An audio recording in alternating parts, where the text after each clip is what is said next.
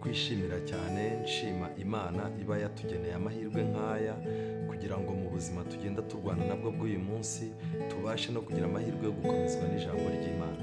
Njyewe ndi Musoni Flavie, reka nishimire cyane kubana nawe muri iki cyigisho kandi umwuka w'Imana tuyobore. Reka dusenge. Uwiteka Mana nziza, izina ryawe rihabwe icyubahiro. Reka tugushimire yuko uhereye igihe waremeye ijuru n'isi washyirizeho abana bawe Adamu na Eva, kandi uko bwije n'uko bukeye wakurikiranaga ubuzima bwabo. Icyaha cyaraje ariko ntabwo cyabatwaye kubera yuko wabacunguje amaraso y'umwana wawe. Natwe uyu munsi twifuza kuneshereza aho umwana wawe yaneshereje kandi ari wowe bidufashijemo. Reka muri uyu mwanya Mwuka wera abane natwe. Ijambo ryawe rifite imbaraga, ijambo ryawe ni inkota ifite ubugi impande zombi.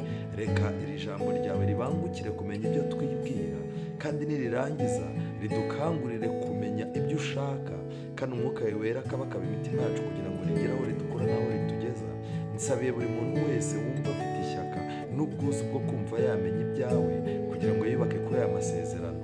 Muri iri jambo ryawe tubane nawe kandi tubonemo inama zubaka ubuzima bwacu muri iyi minsi y'imperuka. Tubisabye mu izina rya Yesu, amen. Muri uyu mwanya tugiye kwigana icyigisho gifite insanganyamatsiko ivuga ngo ko usitara ku manywa nijoro biracura iki? Ko usitara ku manywa nijoro biracura iki?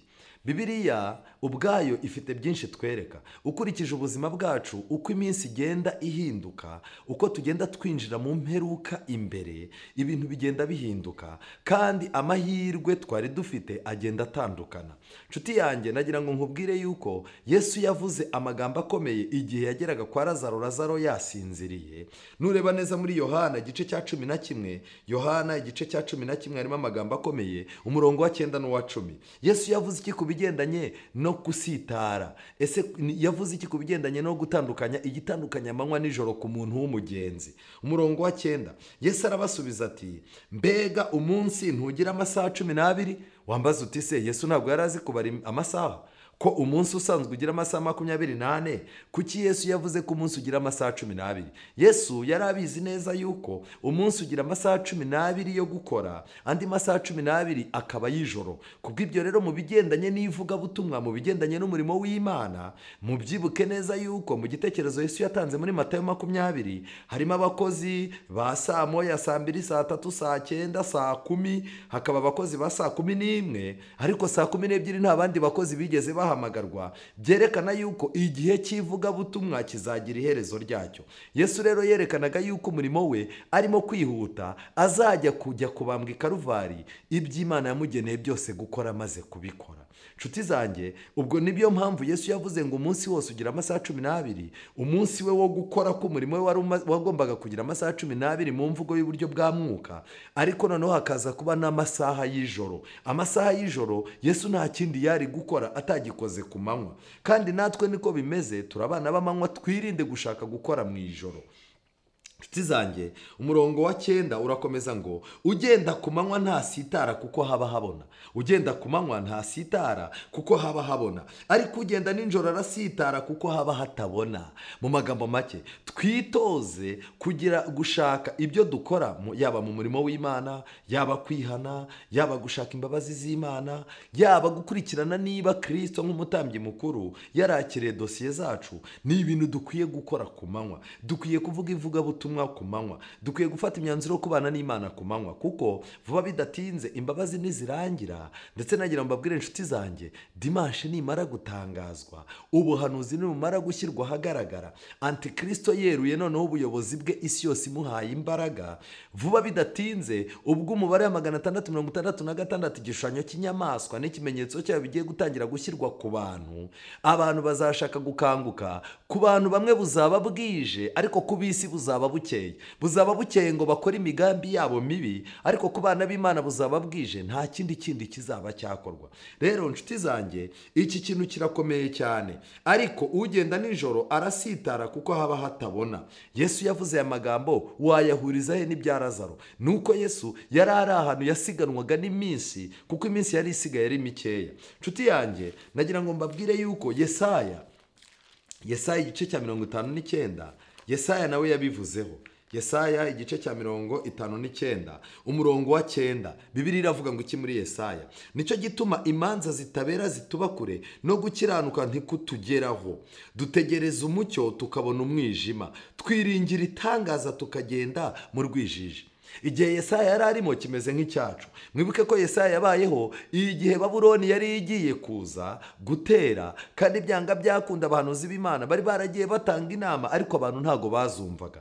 Muri iyi minsi nanone Babuloni n'ubundi yiteguye gutera, ariko abahanuzi b'Imana ntabwo abantu babatega amatwi, ntabwo abantu biteguye kumva iyi miburo. Rero yageze aho aravuga, tumva rero duhora dutegereza umucyo tukabona umwijima, twiringira itangaza tukagenda mu rwijiji. Twiringira itangaza ko ibintu bigiye gucamo, duhora twizeye yuko ibintu bigiye kugenda neza. Byanga byakunda ugasanga dutunguwe n'umwijima tutari tuzi. Reka mbibutse yuko ibihe bigiye gukomeza kurushaho kuba bibi, twiringira ko ibintu bigiye gucamo. Umunyarwanda aciye umugani ngo umugabo yizera amahoro, amaherere araye ku nzira. Ngicyo ikibazo, mu gihe abantu bazaba bavuga ngo ni amahoro, nibwo kurimbuka gutunguranye kuzaba kubegereje. Hano Bibiliya irakomeza ngo dukabakaba ku nzu nk'impumyi, ni ukuri turakabakaba nk'abatagira amaso, dukabakaba ku nzu nk'impumyi.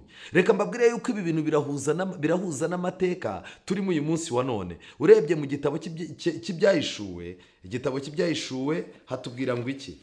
Kugira ngo dukurikirane ubu buhumyi buriho muri ino minsi. Ibyahishuwe igice cya 3, Bibiliya ivuga ngo iki? Ibyahishuwe igice cya 3 umurongo wa 18, dore ndakugira inama. Iyi ni Laodikiya, kubera ko umurongo wa 17, kuko uvuga uti, umurongo wa 17 Ibyahishuwe 3, kuko uvuga uti ndi umukire, ndatunze kandi ndatunganiwe, ntacyo nkennye, utazi yuko uri umutindi wo kubabarirwa, kandi uri umukene n'impumyi, ndetse wambaye ubusa. Dore ndakugira inama, ungureho izahabu yatunganijwe mu ruganda, ubone uko uba umutunzi. Ungureho imyenda yera, kugira ngo wambare isoni z'ubwambure bwawe zitagaragara, kandi ungureho umuti wo gusiga ku maso yawe kugira ngo uhumuke. Mu magambo make, turiho mu gihe gisoza cy'itorero rya Laodikiya. Ikibazo cy'ubuhumyi bw'amaso gikomeje kugaragara, aho abantu batabasha kubona aho ibihe byerekera. Aha rero niho Yesaya yavuze ngo dukabakaba ku nzu nk'impumyi, kandi umuntu atureba abona dufite amaso. Ni ukuri turakabakaba nk'abatagira amaso, ku manywa y'ihangu dusitara nko mu kabwibwi. Ku manywa y'ihangu dusitara nko mu kabwibwi. Niba uyu munsi wa none abantu batangiye gusitara kandi hakiri ku manywa, nijoro biracurike. Iyo uhuye n'umuntu agasitara ku manywa abona, uricara ukamazi utari ku bundi wowe uba ureba hehe? Iyo umuntu asitaye abantu baranamuseka ku manywa. Ariko nshuti zanjye, abantu batangiye gusitara ku manywa. Reka mbabwire ko muri iki cyigisho tugiye kubona uburyo n'abanyamadini barimo gusitara. Hari ugusitara kubiri kudasanzwe kurimo kuba uyu munsi wa none. Nshuti zanjye, nagira ngo mbabwire yuko uretse n'ibyo, no mu buzima busanzwe abantu bari barasezeranye kubana karamata barimo baragenda basitara, naho abenshi barenda gufata gatanya. Abantu mu nzu y'Imana bakagombye kuba hamwe bagafashanya mu rugendo, barimo barasitara naho. Uyu munsi wa none nagira ngo mbabwire ngo byanga byakunda, imbere yacu hari akaga. Dusitara ku manywa, dusitara nko mu kabwibwi. Mu banyambaraga tumeze nk'intumbi, twese twivuga nk'idubu, tukaganya cyane nk'inuma iguguza. Twivuga nk'idubu. Umuntu aramutse twumva tubwiriza, aramutse twumva turirimba, aramutse tubona dufashe biriya tugiye ku rusengero, akumva amagambo tuba tuvuga, yavuga ati abantu hano. Ariko nyamara Bibiliya iravuga ngo tuganya nk'idubu, tukaganya cyane nk'inuma iguguza. inuma iguguza bashatse kuvuga iki? Reka nkwibutse yuko muri Luka 21 hagaragaza yuko abantu, bimwe mu bintu bizagusha abantu kugira ngo badategereza kugaruka kwa Yesu harimo n'amaganya. Rero nshuti zanjye, uyu munsi wa none abantu ni impumyi, abantu barivuga bafite amagambo akakaye yuko bakomeye, ariko amaganya nayo yarabarenze. Reka nkwibutse kandi yuko nshuti zanjye, uyu mwanya ni umwanya udasanzwe. Dutegereza itegeko ariko ntaryo. Abisiraheli ubwo biradusaba kongera kwinjira tukamenya ese Abisiraheli ubuzima bwabo bwari buteguye gute. Nubona neza uzasanga Abisiraheli Imana yari yabahaye amategeko y'amoko atandukanye. Mu magambo make, ayo mategeko yagombaga gutuma baba ubwoko bwiza, ariko nshuti zanjye ntabwo ariko byagenze. Ahubwo amategeko ubwayo yarabananiye, kandi kwanga amategeko y'Imana yabahaye byanga byakunda Imana yari yabasezeraniye ko nibanga amategeko yayo nabo bazahura n'umuvumo. Uyu munsi wa none nubwo abanyamadini bigisha ko amategeko y'Imana yavuyeho, ndetse n'abantu bakaba bashaka kubaho nta tegeko ribagenga. Abagabo barashaka kubaho nta tegeko ry'umuryango rihari, nta tegeko ry'umutimanama, nta tegeko ry'ubunyangamugayo. Abagore barashaka kubaho nta tegeko ryo kwiyubaha, nta tegeko ryo gushyira mu gaciro, n'itegeko ryo guca bugufi, n'itegeko ry'ubupfura, n'itegeko ryo kugira isoni. Abana b'urubyiruko barashaka kubaho nta tegeko ryo kubaha, nta tegeko ribabuza kujya aho bashaka cyangwa gukora ibyo bashaka. Ndagira mbabwire inshuti zanjye, Imana yahaye Abisiraheli amategeko. Reka turebe, Imana yabaye amategeko y'imibanire myiza. Aya mategeko y'imibanire myiza yagombaga kuyobora ibigendanye n'ubukwe, igatuma urugo rwabo rugenda neza, ingo z'Abisiraheli zigenda neza. Kandi aya mategeko yagengaga umurage, umubyeyi yagombaga gushaka icyo azaha abana, kandi nanone aya mategeko yakontorolaga ibigendanye n'umutungo. Ariko uyu munsi wa none ayo mategeko Abisiraheli amaze kubananira, byaranze nyine, umuvumo warabonetse. Icya kabiri, Imana yabahaye amategeko y'ibitambo n'amaturo, amategeko atuma baza ku buturo bwera baje gusaba imbabazi, kugira ngo bamenye ko Imana yanga icyaha n'igisa nacyo. Aya mategeko nayo yarabananiye. Imana yabahaye amategeko y'ubuzima kugira ngo batarwara indwara zo mu Egiputa, babe abantu bafite umubiri muzima, babashe kwakira iby'Imana. Ariko najya mbabwire ngo igihe cyarageze, barya ibyo bashatse, banywa ibyo bashatse, bakora ibyo bashatse byose, indwara zirabahuka, ndetse kugeza ubwo n'abadayimoni babahutse. Imana yari yarabahaye amategeko yo kwiyeza. Aya mategeko yo kwiyeza yari amategeko Imana yatanze mu nkambi no mu buzima bw'Abisiraheli, kugira ngo Imana ibereke ko yanga umwanda, kuko icyaha ari umwanda. Mu magambo make, aya mategeko agombaga gutuma bagira ubuzima bwiza bakaramba. Imana yabahaye amategeko y'iminsi mikuru.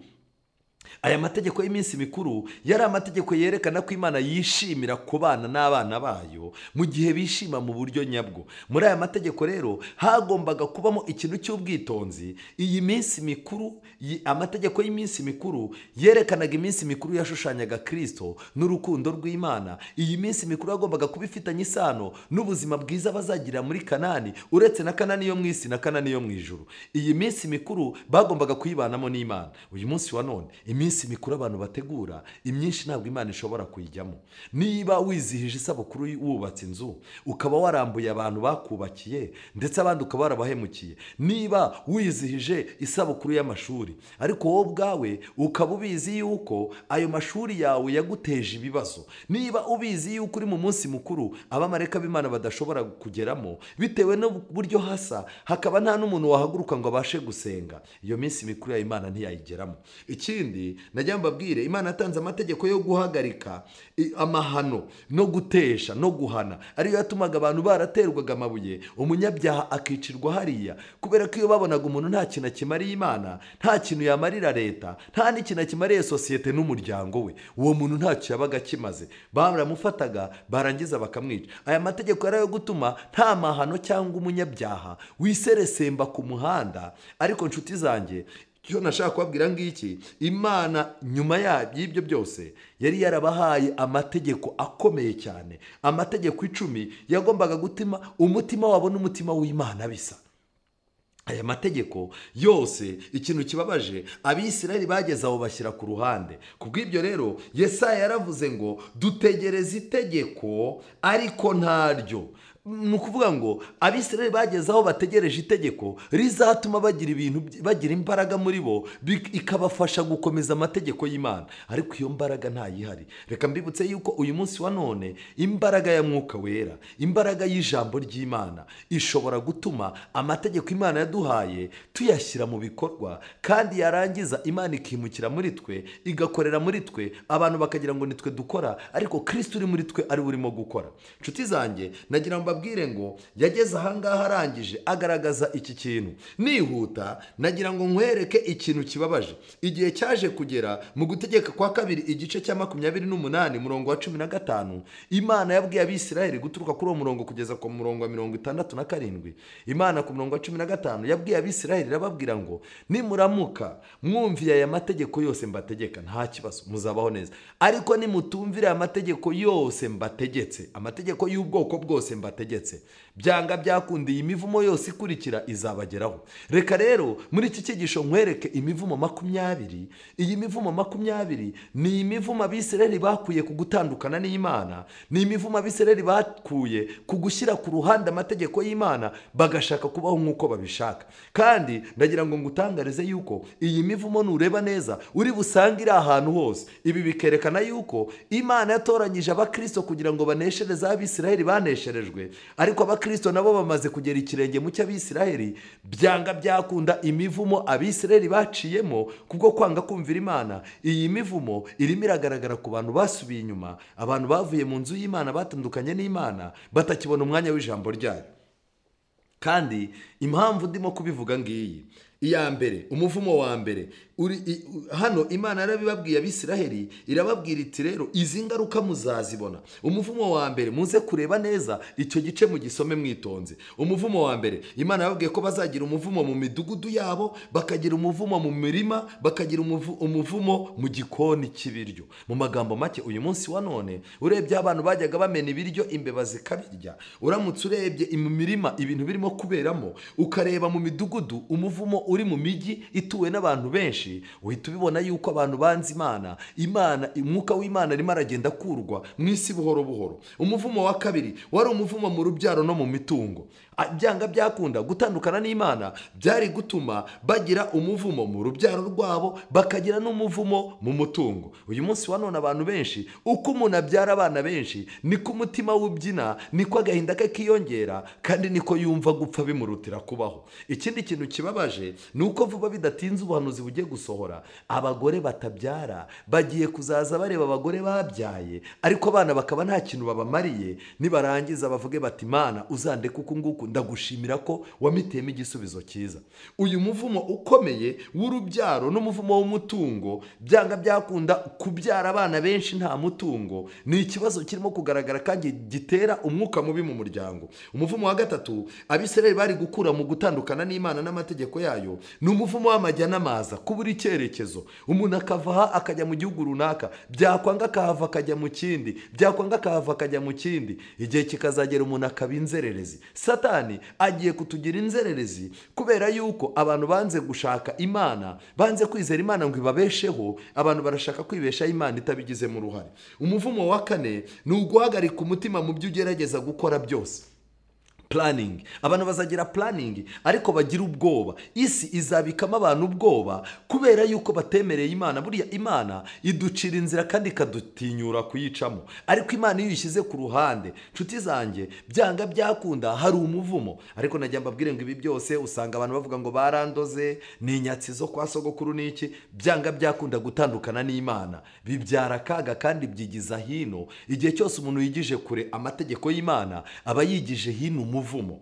Ikindi, undi muvumo wa gatanu ni indwara z'ibyorezo. Imana yababwiye ikintu gikomeye, yababwiye yuko nibaramuka bashyize ku ruhande amategeko yayo y'ubuzima n'amategeko yayo 10, bazarwara urusogobo, bakarwara ubuganga, bakarwara ibibyimba byaka umuriro kandi bakuma uruhu. Uyu munsi wa none abantu barimo baragenda kwa muganga ukabona umuntu arenda gupfa, arimo arashya mu mugongo, arimo arashya ibirenge, arimo arashya mu nda, ariko kwa muganga bakamubwira ngo ni negatifu. Nshuti zanjye, kwica amategeko y'ubuzima ubu bigiye kutugusha mu kibazo. Abantu muri ino mperuka bazagira amahirwe yo kubana n'Imana bagakurikiza amategeko y'ubuzima, n'igishushanyo cy'inyamaswa nta kintu kizabatwara. Ni igihe rero cyo kwibungabungira amagara mazima dukurikije uko ijambo ry'Imana ribitubwira muri Temperance. Ikindi nagira ngo mbabwire gikomeye ahangaha ni ikindi gikomeye. Imana yavuze yuko nibaramuka bashyize ku ruhande amategeko yayo, ijuru rizaba umuringa, ubutaka bugahinduka icyuma, imvura ikabura. Mu magambo make, iki nicyo bita climate change. Byanga byakunda abantu bazategereza guhinga babone biranze, kubera ko imihindagurikire y'ikirere izaba ihari, izamwe n'iki n'icyaha. Ariko nshuti zanjye, nagira ngo mbabwire ikintu gikomeye uyu munsi wa none. Misiyo ya climate change bayishinze papa, ariko papa ntashobora, nubwo bamwita nyir'ubutungane, ntashobora kugira icyo ahindura mu mitekerereze y'abantu n'uburyo abantu bakunda Imana. Uyu munsi wa none isi ikeneye Kristo kuruta uko ikeneye papa. Isi ikeneye ko abantu bamanika amaboko. Uyu munsi wa none bakeneye kumanika amaboko bakakira icyo ijambo ry'Imana ribabwira. Imivumo irimo irakomeza. Umuvumo wa 7 Imana yari yabwiye Abisirayeli ko nibayishyira ku ruhande Imana, byakunda bazaha umugongo ibi byabarwanyaga. Mu magambo make, ntabwo bazanesha. Abisirayeli bari barahawe ko nta kintu kizabahangara, ariko nagira mbabwire, ibintu bari barahawe kunesha byose bamaze gutandukana n'Imana byatangiye kubanesha. Uyu munsi wa none ushobora kuba hari ibintu wari waranesheje: kunywa inzoga, gusambana, kureba amafilime mabi, kureba ibintu bibi wari warabiretse, ariko uyu munsi wa none bikaba bitangiye kukunesha. Ni ikimenyetso cy'umuvumo wo kuneshwa. Imana yari yaravuze ngo iki? Umuvumo wa 8, kuruhira ubusa. Kuruhira ubusa, Imana yabwiye Abisirayeli yuko nibatandukana nayo, kuko ariyo banze ry'ibintu byose, nibatandukana n'Imana byanga byakunda bazatangira kuruhira ubusa, kuko Imana niyo iturinda kuruhira ubusa. Nshuti zanjye, kuruhira ubusa hano Imana yavuze yuko abasore bazaza barambagiza hakarongora undi muntu. Uyu muvumo murawubona. Undi muvumo, kubaka inzu ntuyitahe. Abantu bamwe barubaka inzu, bamwe bapfa bari kuyitaha, abandi bajya kuyirangiza. Kredi ya banki yazamutse, uhita uyisubiza banki ukazaza urara hanze. Abandi nabo bararangiza bagashwana n'abagore babo, barangiza bakajya muri gatanya, ari umugore ntayibemo, ari n'umugabo ntayibemo. Imana yari yaravuze kandi yuko kuruhira ubusa bizagaragara, umuntu akavunikira ibintu ariko hagahaga abandi. Ibi bintu birimo birigaragaza uyu munsi wa none. Umuvumo wa 9, kubura ubutabazi kandi akarengana ukabona ari wowe kareba, guhora ubona ari wowe urenganywa, abantu bose babagome, abantu bose bashaka kurenganya ari wowe bahiga. Imana yarabwiye Abisirayeli ngo ninjye nshinzwe kubarenganura, ariko nimunshyira ku ruhande muzahora mubona akarengane hirya no hino kandi muzababara cyane. Umuvumo wa 10, gukumbura abana bawe umunsi ukira kandi ntacyo wabakorera ngo babone. Uyu munsi wa none muzabirebe, ababyeyi benshi kubera ko bakura barinda basaza nta kintu bamariye abana babo, mu myaka bashaje bifuza ko abana bagira icyo babamarira, ariko bagasanga abana nabo barabahaze. Mbega umuvumo ukomeye. Iyi mivumo yose iterwa n'iki? Nuko ababyeyi benshi batigeze barerera abana babo babareresha Imana, kugira ngo abo bana Imana ibandikemo agaciro k'ababyeyi. Amategeko y'Imana avuga ngo iki? Wubahe so na nyoko kugira ngo uramire mu gihugu Uwiteka Imana aguha. Uyu munsi wa none kurama ntaguhari, kubera ko kumvira ababyeyi ntaguhari. Umuvumo wa 12, wowe n'umwami muzahinduka iciro ry'imigani. Mu magambo make, Bibiliya irerekana yuko abantu nibaramuka banze Imana, abaturage bazaba babi. Vuba bidatinze ubuhanuzi bwo muri Yesaya bugiye kugaragara. Yesaya 8:21 havuga yuko abantu nibamara gusonza bazareba hejuru bagatuka Imana, bareba hasi bagatuka umwami. Vuba bidatinze, mu gihe abantu barimo kugenda bava ku Mana gake gake, igihe amategeko y'Imana arimo kugenda asenywa mu bantu, abantu bazatuka Imana bayikerense, bizarangira barimo gutuka n'abanyapolitike kandi abami n'abaperezida. Igihe kizagera ujye usanga abaturage ntago bakibubaha, kuko umuntu utubashye Imana yamuremye ntago yakubaha umunyapolitike Imana yemeye ko ayobora. Umuvumo wa 13, gutubirwa. Imana yavuze yuko byanga byakunda bagomba kuzitonda, nibaramuka bayishyize ku ruhande bazaza bakoresha imbaraga zose ariko batubirwe. Hano Imana yavuze yuko ibyo bashoye nubwo byaba byinshi gute bazaza basarura bike, kugeza ubwo umunyamahanga azaba barusha umusaruro. reka mbabwire yuko uko ibihugu umuvumo wabyo ugenda ungana, uko ibihugu bigenda byerura mu bunyabyaha, ni nako n'imivumo igenda iba myinshi. niyo mpamvu uzasanga hari ibihugu bikomeye by'abazungu, usanga hari abazungu bajya muri puberi gutoragura ibiryo byarangije garanti muri alimentation. niyo mpamvu uzasanga hari abarara mu makarito. nshuti zanjye, nagira mbabwire ngo uretse muri Afurika no mu Burayi n'ahandi hose ibyo bintu bibaho, no muri Amerika. ariko ibi byose ni umuvumo wo gutandukana n'Imana. abantu bagiye gutubirwa rero. ikindi, umuvumo wa 14 Imana yabwiye ku murongo wa 43, yabwiye Abisirayeli ko nibatandukana nayo bazaza bahora basubira hasi. mu magambo make, bazasubira hasi mu butunzi, bazasubira hasi mu bwenge, bazasubira hasi mu kubahwa. ngiki kintu gihari uyu munsi wa none, uko abantu barimo kugenda batandukana n'Imana, batandukana n'ijambo ryayo, bava mu bintu byo gusenga bibwira ko aribwo bagiye gukanira ubuzima, niko barimo kugenda bata agaciro umuvumo wo kugenda umuntu asubira hasi. ugahura n'umuntu yari afite inzu akayigurisha, akaguramo imodoka bamuhenze, imodoka ukajya kubona ukabona narayigurishije aguze moto akayigurisha akagura igare akarigurisha akagenda n'amaguru bikazageraho n'inkweto igahengama. ikimenyetso cyo gusubira hasi, gutandukana n'Imana, byica ubwenge. umuvumo wa 15, kuba umurizo mu bintu wagombaga kuba mu mutwe. ibi bishatse kuvuga iki? Imana yarasezeraniye Abisirayeli yuko bazaba umutwe. mu magambo make, bazaza batekereza, bazaza bitabwaho, bazaza ari abantu bahanze amaso. ariko uyu munsi wa none, kubwo gutandukana n'Imana, Abisirayeli barihindutse umurizo. uyu munsi wa none biragaragara, itorero ry'Imana risabwa kuba maso cyane. dukwiye kwirinda ikintu cyose cyatuma tuba umurizo mu byo twari twaragenewe kuba umutwe. isi y'uyu munsi wa none turi umutwe mu bigendanye n'ijambo ry'Imana, ariko najya mbabwire ngo Babuloni irimo arashaka abantu baba umurizo. reka nkwibutse yuko Bibiliya mu Byahishuwe 12 igaragaza yuko umurongo wa 4 ikiyoka cyakuruje umurizo wacyo 1/3 cy'abamarayika. mu magambo make, isi ikeneye abantu bagendera mu kigare. aba bantu rero bagendera mu kigare isi ikeneye, dukwiye kwirinda kuba muri bo. ukwiye kwirinda kutaba mu bantu babona ibintu byose bakiruka, bumva ibintu byose bakavuga, bareba ibintu byose bakafata imyanzuro. oya, dukwiye kuba abantu b'abanyabwenge. umuvumo wundi wa 16, ubukene bwa byose kandi wikoreye umutwaro udakorwaho. umurongo wa 48, reka mbabwire, buriya ushobora gukena ibitekerezo, ushobora gukena amafaranga ariko ntukene ibitekerezo, ushobora gukena amashuri ariko ntukene ubwenge bwa kavukire, ushobora gukena kumenyekana ariko ntukene kuba uri umuntu wubatse izina. ariko najya mbabwire inshuti zanjye, uyu munsi wa none Satani agiye kujyana abantu abereke ko ubukene bubagoye. abantu bagiye kuva mu makorari, bagiye kuva mu by'ijambo ry'Imana, abantu bagiye gusezera kuvuga ivugabutumwa. ariko nagira mbabwire, bazagenda bagiye gukemura ibibazo by'ubukene. ariko iki gitabo cyerekana yuko abantu bazagira umuvumo w'ubukene bwa byose. umuntu uzaza umureba ubona akennye mu kinyabupfura, akennye mu gihagararo, ubone akennye ku butunzi, akennye mu by'Imana, usanga afite ubukene bwa byose. Imana ikurinde kugira ubukene bwa byose. umuvumo wa 17, gushira kw'impuhwe zo mu muryango, yaba mwene so, yaba umugore wawe, yaba n'abana bawe, ukabarebana imbabazi nke, ndetse igihe kikagera ugatangira ukabarya. inshuti zanjye, uyu munsi wa none hari ukurya umwana wawe kuruta kuba ukicara kuri bare, ifi ukayivovora, warangiza ukarya ikidari cy'inkoko, warangiza ukibera aho ngaho iwawe nta n'imboga z'ibyatsi zihari. kera abasaza bacu najyaga nkabona umusaza aricaye aravuze ati, rero nubwo ugiye kungurira icupa ariko mu rugo nta kintu nahasize, akabanza akamuha amafaranga kohereza mu rugo, bakabona kuba basangira. ariko abagabo b'iki gihe ni ibisambo. abadamu b'uyu munsi wa none ntibakimenya agaciro k'umwana, ntibakimenya yuko umwana iyo aserutse neza aribwo nyina yubahwa. uyu munsi wa none abadamu barangamiye imyambaro, barangamiye amatelefone, barangamiye ibintu by'iminsi mikuru, ariko ugasanga abana babo ubuzima bwabo ni ugupfundikanya. indyo barimo kurya ni indyo nkene, ariko abadamu ntibabibone. nshuti zanjye, nagira ngo mbabwire ngo impuhwe zo mu muryango zimaze gushira, yaba umwana, yaba umugore, yaba umugabo, buri wese ni ukwirwariza. mu magambo make, nta muntu witaye ku wundi.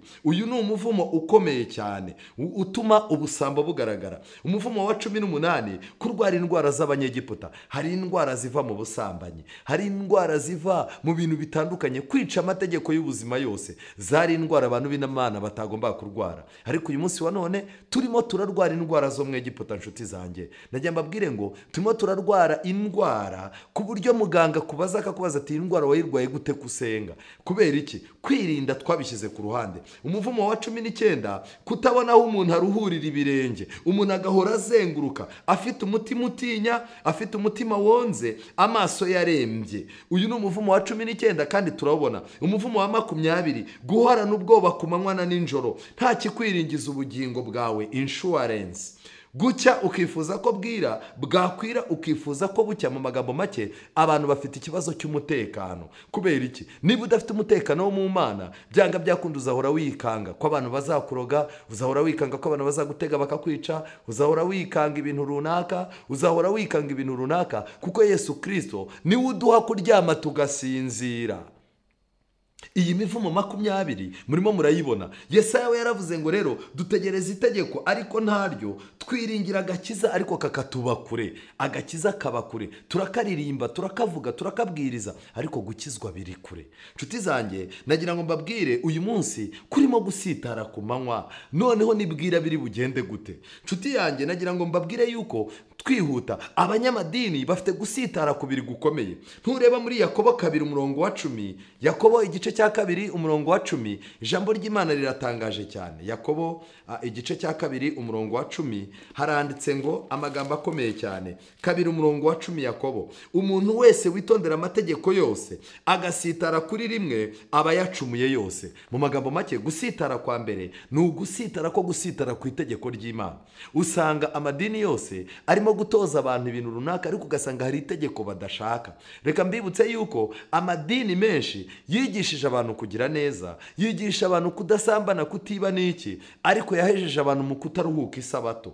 Ariko nanone uyu munsi wa none ushobora gusanga hari n'umuntu ufite isabato yonyine ari cyo kinagenderaho, yafatiyeho umwuka, yafungiyeho umwuka, ariko ugasanga ni umujura, ugasanga ni umugome, yifuza abagore b'abandi, ariko yarangiza ku isabato akavuga ati umuntu w'Imana ndahari. Nshuti zanjye, uyu munsi wa none abanyamadini bafite indwara ikomeye yo gusitara ku ijambo ry'Imana. None ko barimo gusitara ku mategeko y'Imana uyu munsi, mu minsi iri imbere inyamaswa n'igishushanyo cyayo bizacura iki? Gusitara kwa kabiri ni ugusitara tubona mu gitabo cya mbere cya Petero.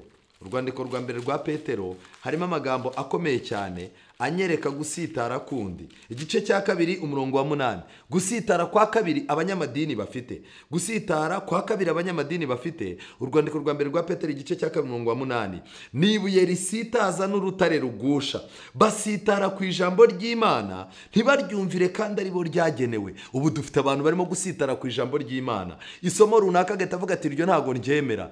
Isomo runaka ati iryo ni iry'abantu batakandagiye mu ishuri. Wamubwira isomo runaka akakubwira ati iryo ni iry'abakene, njye mfite amafaranga. Wamubwira isomo runaka akakubwira ati iryo ntago narishobora, njyewe nkurikije aho navukiye. Ariko najya mbabwire, abanyamadini bamo barasitara ku masomo y'ijambo ry'Imana. Niyo mpamvu Bibiliya ubu ngubu itakibumburwa. Abantu benshi baturuka mu gitondo babyina mpaka nimugoroba batashye, ntibashaka ko Bibiliya ikeba kamere zabo. Nshuti zanjye, uku gusitara sinzi niba murimo kukubona, ariko mu gitabo cya Yuda, aya magambo ndayakunda cyane. Iki gitabo cya Yuda ndagikunda cyane. Urwandiko rwanditswe na Yuda ku gice cya mbere 24 haranditse ngo, nuko ibasha kubarinda ngo mudasitara no guhagarika imbere no kubahagarika imbere y'ubwiza bwayo mudafite inenge, ahubwo mwishimye bihebuje, ariyo Mana imwe yonyine n'umukiza wacu, wadukirishije Yesu Kristo umwami wacu, icyubahiro n'ubushobozi no kuganza n'ubutware bibi byayo, uhereye kera kose ukageza none n'iteka ryose. Amen. Mu magambo make, Imana ifite ububasha bwo kuturinda gusitara no kuzaduhagarika imbere y'ubwiza bwayo nta kindi kibazo icyo ari cyo cyose dufite. Nshuti zanjye, kandi uretse aya magambo, ijambo ry'Imana riratangaje. Hari amagambo akomeye nasomye mu gitabo cy'uwifuzwa ibihe byose. Muri iki gitabo cy'ibifuzwe ibihe byose, kuri paje ya 356, paje 356, uwifuzwe ibihe byose baranditse basobanura ya magambo yuko Yesu yavuze yuko umuntu nta usitara ninjoro, nta usitara ku manywa akago wenda yagasitaye ninjoro. Aya magambo Yesu bayasobanuye gutya muri iki gitabo. Yakomeje ababwira ati, ugenda ku manywa nta sitara kuko haba habona. Ukora ibyo Imana ishaka akagendera mu nzira Imana yashyizeho ntashobora gusitara cyangwa kugwa. Amen. muri iki gihe Imana yiteguye kuturinda gusitara, kandi no mu bihe by'imbere ubuhanuzi buzaba bwamaze kugera ku musozo wabwo, Imana izarinda abana bayo gusitara kubw'ijambo yabashyizemo. Kandi umucyo wa Mwuka Muyobozi w'Imana amwereka neza inshingano ye, akamuyobora mu nzira itunganye kugeza arangije umurimo we. Ariko ugenda nijoro arasitara kuko haba hatabona. Ibi bisobanuye iki? Bisobanuye ko ugendera mu nzira yihitiyemo, aho Imana itamuhamagariye kujya, azasitara. Ku muntu nk'uwo umunsi umubera ijoro, kandi aho yaba ari hose ntazagira umutekano. Nshuti yanjye, nagira ngo nkwereke yuko byanga byakunda hagiye kuboneka amadini abiri. Hagiye kuboneka idini rikora ibyo Imana ishaka n'idini rikora ibyo Imana idashaka, ahubwo iryo dini rikikorera ibyo rishaka. Hagiye kuboneka imyumvire ibiri. Imyumvire ya mbere y'abantu bashaka kuzagenda ari uko bwije, n'imyumvire y'abagenda hakiri ku manywa kugira ngo butabiriraho bakiri mu nzira. Uri muri abo bantu. Reka nkubwire yuko Daniyeli igice cya 12:13, Daniyeli 12:13, iri somo ryacu ari naryo somo risoza Daniyeli igice cya 12. Hano havugwa amagambo akomeye cyane. 12:13, Imana yavuze ngo iki? Nuko igendere utegereze imperuka, kuko uzaruhuka kandi ukazahagarara mu mugabane wawe iyo minsi nishira. Ndakwingingira cyane kugira ngo iyi minsi y'imperuka itaguhitana. Imana iguhe kuzahagarara mu mwanya wawe iyi minsi nishira, kandi Imana iguhe kuzatura no kuzahamya yuko Kristo agira neza ukurikije agakiza azaba aguhereje. Imana ikurinde kandi igufashe. Ukomeze Imana, komeza ijambo ryayo, komeza mu masengesho, ubane nayo, igufitiye byinshi cyane ishobora kukugezaho. Nshuti yanjye, turimo turakabakaba nkaho bwije, turimo turasitara ku manywa, kandi nagira ngo nkubwire ngo Imana irimo irakora umurimo wayo usoza. Imana igufashe kugira ngo ube umwana wayo kandi uhinduke uwayo. Iguha imbaraga kugira ngo aho kwakira imivumo, wakira amategeko y'Imana ariyo atanga imigisha, atuma umuntu abaho neza muri ubu buzima kandi agategurirwa ubuzima bw'ahazaza. Mu izina rya Yesu, amen. Witeka Mana nziza, izina ryawe rihabwe icyubahiro. Twongeye kunezererwa ijambo ryawe. Reka ibirenge byacu ubiyobore mu kwizera kwawe, kugira ngo ibyo ijambo ryawe rivuze abe ari iby'ibirenge byacu bitera intambwe byerekeramo.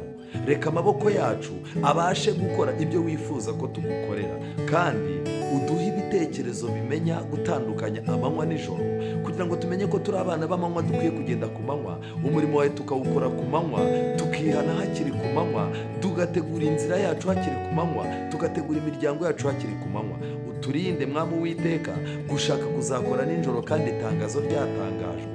Uduhe kugira ngo tumenye neza gukoresha umunsi wacu duhaye, kuko umunsi wose w'umurimo wawe ugira amasaha 12. Burije rwose nihabona, utwemerere tugendane nawe, tubisabye mu izina rya Yesu, amen.